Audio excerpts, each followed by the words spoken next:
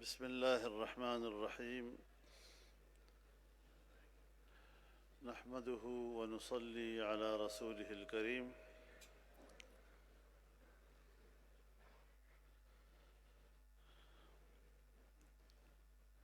کافی دنوں سے طبیعت ناساز ہے، لیکن جب باچا خان کے اور ولی خان کے عنوان سے اجتماع کی دعوت ملی تو اپنی ناسازی بھول گیا اور اس کو بہت ضروری سمجھا، اور میری سعادت ہے کہ میں اس میں شامل ہو رہا ہوں۔ لیکن اپنی زندگی میں آج ہم جس ماحول میں بیٹھے ہیں اور جس محیط میں اس اجتماع کا اہتمام ہو رہا ہے، جہاں میں باچا خان کا نام دیکھتا ہوں اور پھر دیکھتا ہوں کہ جناح کنونشن سینٹر میں ہو رہا ہے، یہ سمٹتے ہوئے فاصلوں پر میں خوش آمدید کہتا ہوں۔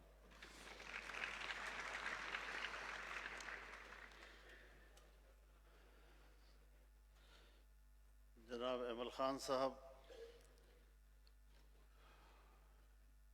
ANP اور پشتونخوا کے دیگر مقتدر قائدین، بہت اچھا ہوتا اگر آج یہاں پر جناب اسفندیار ولی خان بھی موجود ہوتے۔ میری دعا ہے اللہ تعالیٰ ان کو صحت نصیب فرمائے اور اس طرح کے اجتماعات میں ان کے ساتھ مل بیٹھنے کی اللہ تعالیٰ ہمیں مواقع نصیب فرمائے۔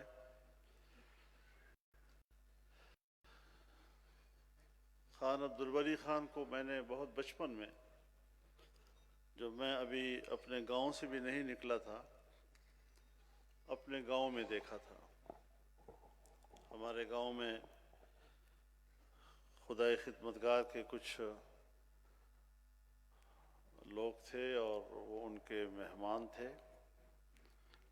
پہلی زیارت میری اس عمر میں ہوئی تھی۔ اس کے بعد جب وہ افغانستان میں تھے اور جناوطنی کا عرصہ گزار رہے تھے، تو مجھے یاد ہے جب 1972 میں نیب جمعیت حکومت قائم ہوئی تو طورخم پر میرے والد قبلہ گاہ مولانا مفتی محمود نے ان کا استقبال کیا تھا اور ٹرک پر ایک ہی صوفے میں بیٹھ کر وہ خان صاحب کو پشاور میں لائے تھے، اور بحیثیت وزیر اعلیٰ انہوں نے اپنے صوبے میں، اپنے وطن میں ان کو خوش آمدید کہا، اور وہ حالات پیدا ہوئے کہ جہاں پشتونخوا کی سرزمین پر، پاکستان کی سرزمین پر انہیں دوبارہ اپنا عظیم کردار ادا کرنے کے مواقع ملے ہیں۔ ہم طالب علم تھے اور آپ کو معلوم ہوگا میں تو دارالعلوم حقانیہ کوڑا خٹک میں پڑھتا تھا، تو خان صاحب چار سدے میں ہوتے تھے، رزڑ میں ہوتے تھے، شاہی باغ میں ہوتے تھے، ولی باغ میں ہوتے تھے، تو ان کے پاس آنا جانا بھی ہوتا تھا، ملاقاتیں بھی ہوتی تھیں، اور ان کی آنکھوں میں جو چمک میں دیکھتا تھا وہ صرف آنکھوں کی چمک نہیں تھی، وہ بر صغیر کی تاریخ کی ایک چمک تھی، اور اسی سے ہم بر صغیر کی تاریخ سمجھتے تھے۔ ہم بے باک سے تھے، جوانی تھی، بچپنا تھا، تو بے باکی سے باتیں کر لیتے تھے۔ میں ان کی خدمت میں حاضر ہوا تو میں نے کہا کہ بابا جی، یہ کیا لوگ باتیں کرتے ہیں کہ آپ کے علماء سے اختلاف ہے؟ تو مجھے سیدھا دیکھا اور کہا کہ شیخ الہند تمہارا لیڈر تھا یا میرا لیڈر تھا؟ شیخ الہند تمہارا استاد تھا یا میرا استاد تھا؟ شیخ الہند کی جمعیت علماء تو نے بنائی تھی یا میں نے بنائی تھی؟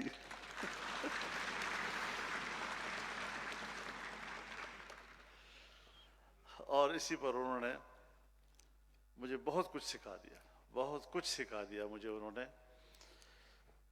اشتغر کی سرزمین کو بھی ایک بڑا مقام حاصل ہے کہ حاجی صاحب تورنگزئی اسی سرزمین سے، بادشاہ خان اسی سرزمین سے، حاجی محمد امین اسی سرزمین سے، اور انہوں نے آزادی کے لیے قربانیوں کی ایک تاریخ رقم کی۔ اگر آزادی کا مفہوم کوئی سمجھنا چاہے تو شیخ الہند کے پیروکاروں سے سمجھے۔ اگر آزادی کا مقام اور اس کی قدر و قیمت کوئی سمجھنا چاہے تو بادشاہ خان اور خدائی خدمتگاروں کی قربانیوں سے سمجھے۔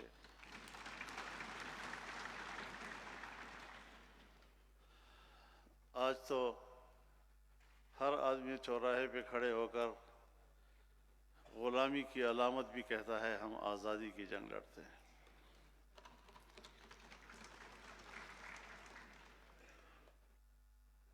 آزادی کی قیمت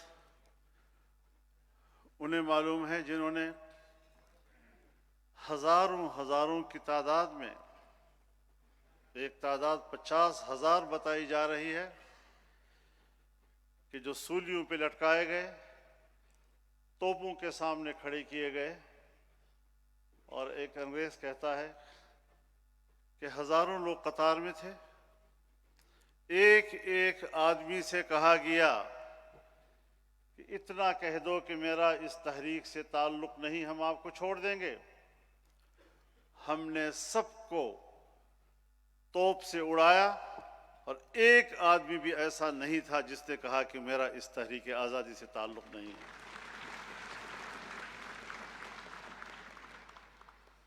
لیکن بدقسمتی سے پاکستان بنا تو، لیکن اس میں قربانی دینے والے اور آزادی کے لیے لڑنے والے اور انگریز سے پنجہ آزمائی کرنے والوں کو قدر نہیں ملتی۔ بدقسمتی یہ ہے، حالانکہ ان کو اس سرزمین پر ہیرو کی حیثیت حاصل ہونی چاہیے تھی۔ تاریخ میں تحریک خلافت کا انکار نہیں کیا جا سکتا، وہ تاریخ کا حصہ ہے، لیکن ہماری کتابوں میں تحریک خلافت کا کوئی تذکرہ نہیں ہے بھی تو الٹے سیدھے انداز کے ساتھ ہے۔ لیکن بہرحال میں اپنے آپ کو خوش قسمت سمجھتا ہوں۔ بادشاہ خان بڑے آدمی تھے، اور ایک دن تو مجھے ایسی حیرت سے ان کو دیکھنا پڑا، میں تفصیل تو نہیں بیان کروں گا کیونکہ کچھ باتیں ایسی ہوتی ہیں کہ جب میں ان کے ساتھ بیٹھا ہوں، اور شاید ولی باغ میں ہم بیٹھے تھے، مشہور یہ تھا کہ بادشاہ خان بہت سختی کرتے ہیں، اور مہمان کو بھی جب کوئی چائے وائے پلاتے ہیں تو بڑے کنٹرول کے ساتھ، ایک کپ سے زیادہ نہیں پینا، اتنا اس سے زیادہ روٹی نہیں کھانی۔ اور مجھے اتنا یاد ہے کہ جب بھٹو صاحب کے زمانے میں تحریک چل رہی تھی تو خان عبدالولی خان، مفتی صاحب، چودھری ظہور الہی، نوابزادہ نصر اللہ خان، یہ قافلے میں چل رہے ہوتے تھے، تو خان عبدالغفار خان بھی ساتھ ساتھ اس جلسے جلوسوں میں شریک ہوتے تھے۔ تو پھر یہ سارے حضرات بادشاہ خان سے چھپ چھپا کے کسی کے گھر میں بیٹھ کر چائے کھانا وغیرہ کھاتے تھے، اور جب خان صاحب کو پتہ چلتا تھا تو پھر ان کو ڈانٹ بھی ملتی تھی کہ تم کیا انقلاب برپا کرو گے جو تم یہ عیاشیاں کر رہے ہو۔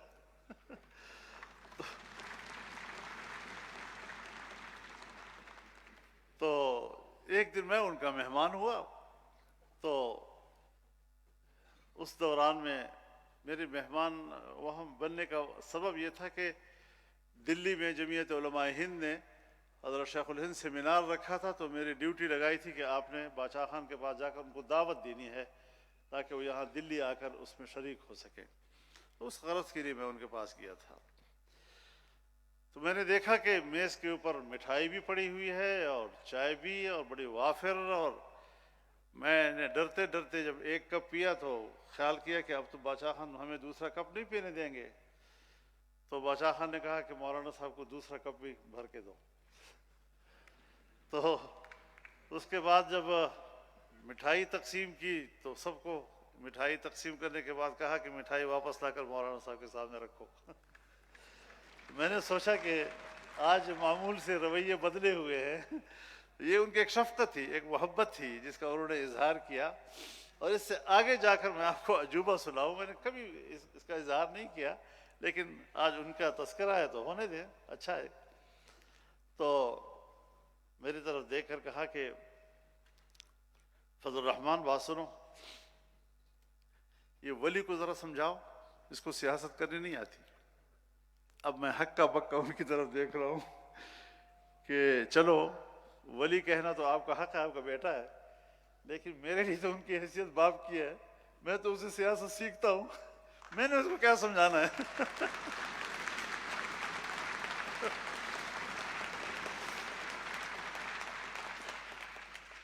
تو اس طرح کا ایک والہانہ اعتماد کا ایک تعلق، اور اس محبت کے ساتھ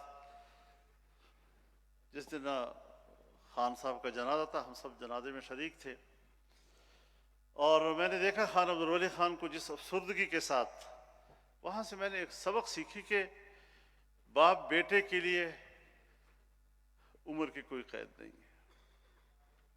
جس طرح چھوٹا بچہ یتیم ہو کر باپ کے جانے کا احساس کرتا ہے، بڑی عمر میں بھی خان صاحب کو میں نے اسی احساس کے ساتھ دیکھا. اور ان کے ایک اور رفیق تھے اسیر مالٹا، مولانا عزیر گل رحمۃ اللہ علیہ، کاکا خیل تھے، اور ہم خاکوٹ جاتے تھے اور وہاں سے میاں گانو سیرے میں وہاں رہتے تھے. ہم وہاں ان کے خدمت میں حاضر ہوا کرتے تھے. ان کو بھی اللہ نے بڑی لمبی زندگی دی تھی، اور بس یہی دو ہی دوست تھے حضرت شیخ الہند کے جو ایک لمبے عرصے تک اس دنیا میں رہے اور ان کے فیوضات سے دنیا نے استفادہ کیا. تو مجھے خاص طور پر کہا کرتے تھے کہ بیٹا جب تم واپس جاؤ اس خاکوٹ میں تو میرا ایک دوست ہے، ان کے گھر ضرور جانا. وہ خدائے خدمتگار تھے. حاجی صاحب کیا نام تھا ان کا؟ رات خان بابا جی. تو مجھے خاص طور پر ہدایت دیتے تھے کہ آپ نے میرے دوست کے گھر ضرور حاضری دینی ہے. اور پھر میں یہ سلسلہ لیکمل خان تک اور اس کے بعد تک جاری رکھتا ہوں. جب وہاں جاتا ہوں تو ان کے ڈیرے پہ حاضری دیتا ہوں. لیکن خاندان ہے، وقت کے ساتھ ساتھ خاندان بڑھتے ہیں، پھر اس کے بعد حجرے تبدیل ہو جاتے ہیں، میزبان تبدیل ہو جاتے ہیں. یہ اللہ تعالیٰ کا ایک قدرتی نظام ہے. تو یہ ایک رشتہ اور تعلق ہے. اور جب خان صاحب دنیا سے چلے گئے تو مجھے یاد ہے جب میرے والد صاحب کا انتقال ہوا تو میں جیل میں تھا 82 میں. اور پھر اس کے بعد خان صاحب ڈیرہ اسماعیل خان تشریف لائے، باچا خان صاحب، اور کہا کہ میں فضل الرحمان کو ملنے جیل جاؤں گا.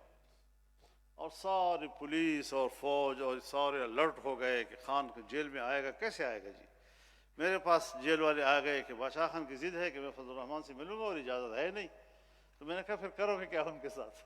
انہوں نے کہا وہ بھی کھڑے رہیں گے اور ہم بھی کھڑے رہیں گے، کیا کر سکتے ہیں جی. تو یہ ایک محبت تھی ان کی. اور پھر میرے گھر گئے عبد الخیل، بغیر اطلاع کے گئے، اتنی بڑی شخصیت اور بغیر اطلاع اور پروٹوکول کے. اور جب میرے حجرے پہ آئے تو کوئی بھی گھر میں نہیں تھا سوائے میرے ایک سب سے چھوٹے بھائی کے جس کی عمر 2-2.5 سال کی تھی. تو کہا اسی کو لے آؤ، اور اس کو گھر سے باہر بلایا. اس کو لایا گیا اور باچا خان نے اس کو گود میں بٹھایا اور کہا بس میرا میزبان مجھے مل گیا ہے، میں آ گیا ہوں، مولانا صاحب کو اطلاع کر دو کہ میں آپ کے گھر میں حاضر ہوں.